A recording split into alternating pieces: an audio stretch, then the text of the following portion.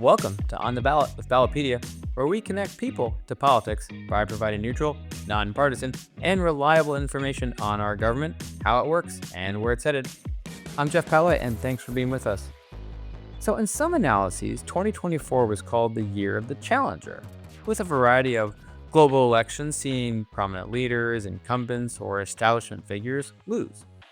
And here at Ballotpedia, we talk often about state legislative elections, which can really shape government at the most fundamental level here in the US. And in 2024, state legislative elections saw, I would say, what's more like the year of the incumbent, with more than 90% of incumbents winning re-election, in line with what we've seen over the past decade of coverage. In 2024, we saw 303 incumbents defeated in 44 states. This was the fewest number of incumbents defeated in any even year since 2016.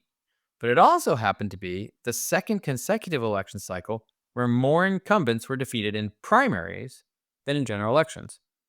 Well, what does that say about the shifting dynamics within parties, or how do these losses impact legislative control and policymaking in key states? Today, we'll be breaking it down with Ballotpedia's Joel Williams, one of our show regulars, to take a closer look at how state-level incumbents fared in this most recent election. So, Joel, welcome back as always. Thanks again for having me. You and I have been covering the state legislative election stuff seemingly forever. For more than a decade now, we've been keeping a close eye on these state legislative elections, and it's really something else because it seems like nothing changes. It's all seemingly the same. That one election comes, one election goes, and state legislative incumbents almost overwhelmingly win. Tell our listeners a little bit more than what I just shared in the introduction. So 303 incumbents lost their re-election bid last year.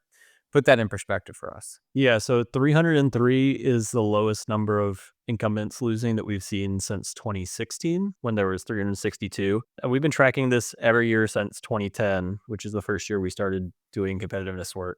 And that was actually the highest year that we have on record, which was 611. Yeah, the Tea Party wave of sorts. Yep. Yeah, so pretty much every election cycle since 2010, you've been between like 300 and 450 incumbents losing every cycle. So it's like a pretty static number when you just look at the averages. And that's a very common thing with our state legislative elections, and we see the same thing with Congress as well. Odds are, if an incumbent is on the ballot, they're likely to win re-election. I think I forget that phrase, Joel. It's something like, everyone hates politicians, but they like their politician, right? Congress has a approval rate usually in the teens, but if you ask an individual, they don't like Congress, but they do like their individual congressional member. So you kind of see the same thing here in state legislatures. But let's unpack that interesting stuff with the primary. So yeah, one of the most notable trends we've seen, the number of incumbents losing in primaries is now outpacing general elections. So what's driving that shift? Yeah, it's hard to say. So this is the second election cycle in a row where we've seen this phenomenon. And it's also happening kind of split between party as well. So this last cycle, there were 169 incumbents defeated in primary elections, but 80% of those were Republicans. So way more Republicans are getting primary than Democrats. And then it was a reverse in general elections. So there were fewer general election incumbent losses, like 134, but 70% of those were Democrats. So you're saying it, Republicans have been facing more primary challengers and losing, and then Republicans in the general election have been beating Democratic incumbents. Yeah. And it's not necessarily an entirely new phenomenon to see challenges in primaries. We've tracked a number of different, intra-party battles over the years on both sides of the aisle. There was the Occupy Wall Street movement about a decade ago where you saw a number of Democratic Party primaries. You had, of course, the Tea Party wave in 2010. And then, certainly there have been more sort of factional divides over the last several cycles. But it does seem like, what ends up happening is you're more likely to lose as incumbent, especially if you're contested. So the contestedness, that really matters a lot as well. It's not just, maybe which party, but do you even have a challenger at all? So what do the numbers look like if you sort of split them out into two groups and you look at just the incumbents who faced a challenger versus obviously the grand sum total of all incumbents who ran? What does that show us? Yeah, so there's definitely a big difference there. So if we want to look at just primary elections as an example, if you look at like the broader context of all incumbents running for re-election, you had 1.5% of Democrats lost in a primary, and then 5% of Republicans lost in a primary, like overall.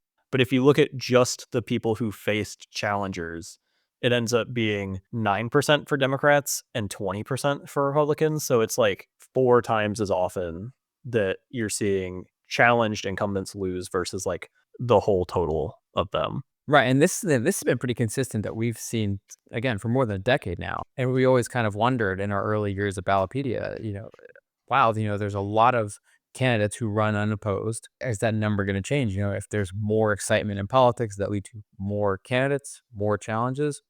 And it's been pretty consistent over the years, but there is a really stark difference, as you're sort of pointing out. 20% of Republican incumbents who were challenged lost. That's what you were saying, right? 20%? Yeah. Hmm. Do we know how that compares to prior cycles? So I looked at 2022, which was also a lot of primary defeats, and that one was 20% of Republicans again, and then it was 14% of Democrats who faced primary challengers lost. So kind of the same for Republicans, and then even more for Democrats. Well, what about looking at competitive states versus those with, more consistent partisan control? How do those incumbent losses seem to shake out?